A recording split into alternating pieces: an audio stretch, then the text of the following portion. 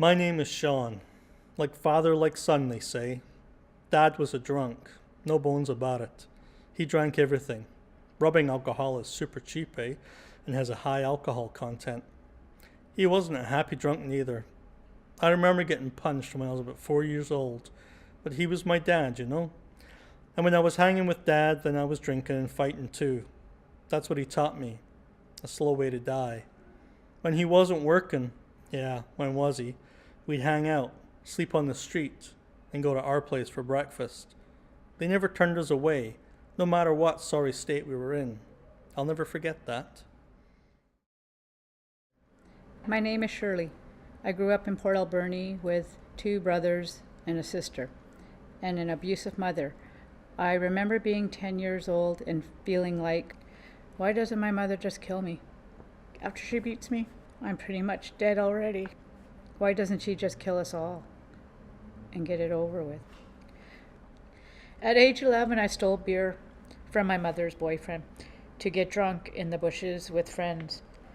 From that first taste, no matter how sick I got, I knew it was the strength I needed and the weakness that would kill me. I ran away from home at age 15. And on the streets, men will give a young girl whatever she wants: drugs, alcohol, a place to sleep. None of them ever give you what you need. My name is Gordon. I grew up in Calgary in a family of 9, but I had roots on the island where my grandparents lived. My childhood was as normal as anyone's except for the passing of my father when I was 21. A bit of a wanderer, I worked various jobs up north and apprenticed as a jeweler, among other things.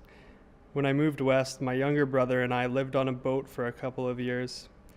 I'm not sure exactly what happened, but I was living on the street in Vancouver when one day some Good Samaritans found me passed out in a park. I was taken to hospital. This happened 2 more times before people started getting suspicious that something more complicated was playing out. My name is Sean. Dad died, you know. 47 years old. The booze ran the course it always does, dragging you kicking and laughing into the gutter until there's no fight left in you. Me and the family took his ashes up to Port Renfrew. Dad loved it there. Such a beautiful place. But it was there when my mother and siblings told me things had to change. They were right. I couldn't quit on my own. I needed help. My dad and I had talked about getting sober together, but he never made it. I went to our place and talked to an outreach worker named Kim. I told her that I wanted to get clean, and she said she'd help. And you know what? She did. My name is Shirley. I tried to get sober several times, but it's so much easier to give up, especially when everyone around you is just as big a mess. My partner encouraged me to try again. I almost turned back before reaching the door. When I got to treatment, I was coming down, seeing things and hearing things. I was a disaster.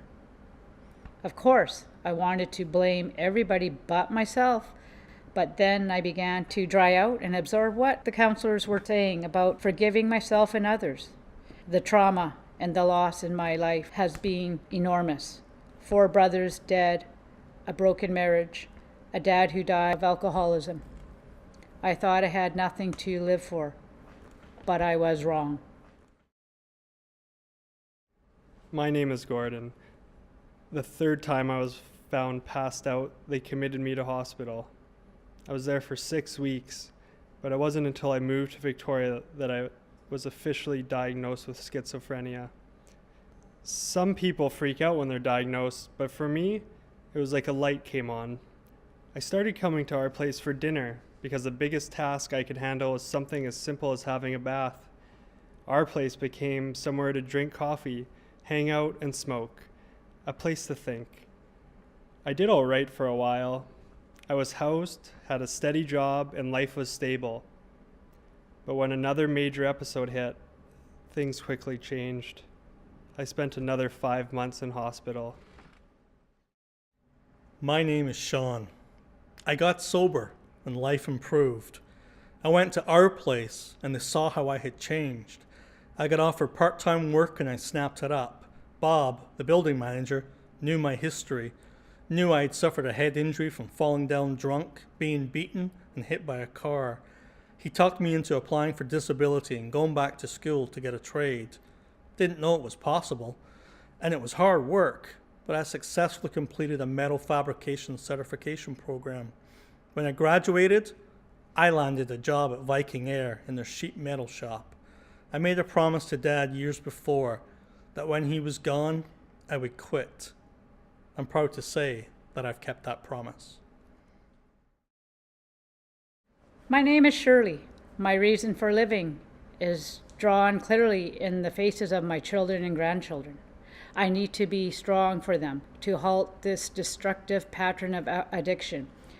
After treatment, I applied for a job at Our Place. I didn't think I was going to get it because of my past, but Our Place gave me a chance, and my manager says he's glad. My partner stuck with me through it all, and I am now able to properly look after my grandchildren. I am giving back here at Our Place. I am looking after people and telling them my story. People will ask me how I work here and go home and not drink and use drugs anymore, and I say, it's because I work by my higher power. I believe in my higher power today. My name is Gordon. It took a long time to find the right medication, and my family did its best to find what this illness is about. Although I really don't think of the illness anymore, it is such a small part of my life now. Our Place helped me so much when I needed it most, and I try every day to pay that forward. I went to school and trained to be a certified practitioner of Chinese 5 elements acupressure. I now sit on my table twice a week in the drop-in center and treat the other family members. A lot of people at Our Place have never been touched in a healthy way before, in a way that is respectful. I try to give them that. Because of Our Place, I know I won't ever have to sleep outside again.